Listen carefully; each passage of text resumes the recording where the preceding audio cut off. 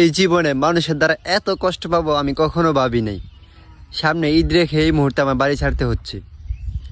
মানে এতটা খারাপ পরিস্থিতিতে পড়ে গেছি আমি, মানুষের কথার আঘাতে আমি পুরো শেষ।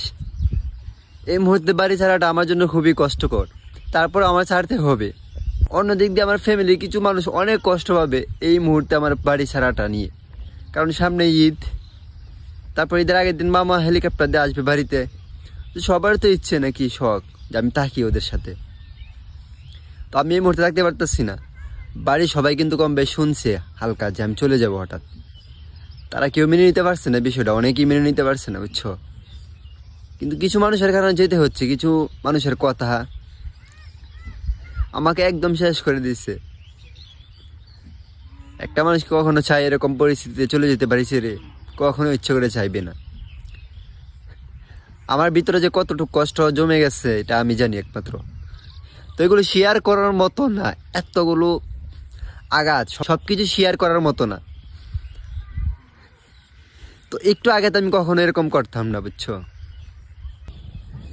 তো সবার কাছে আমি খুবই দুঃখিত, চাইলেও থাকবো না। তো এই ভিডিওটি আমি বাড়ি ছাড়ার পরে কিন্তু আপলোড দিব, তার আগে দিব না।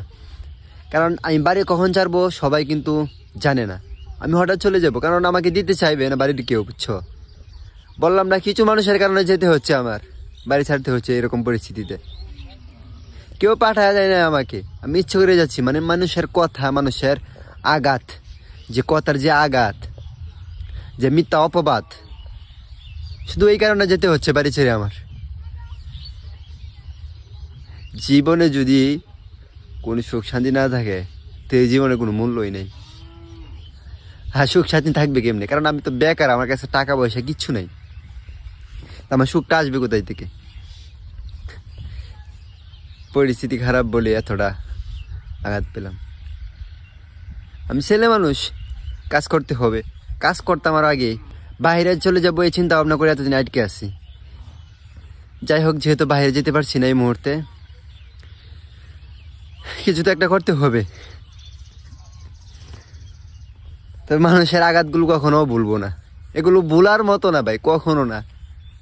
এগুলো মিথ্যা অপবাদ, মানুষের যে মিথ্যা অপবাদ দেওয়া, মানুষ যে আঘাত দেওয়া, এগুলো কখনো ভুলবো না, ভুলার মতো না।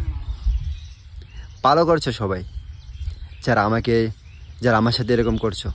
কারণ বেকারত্ব জীবনে আমি কঠিন আঘাত পেয়ে গেছি,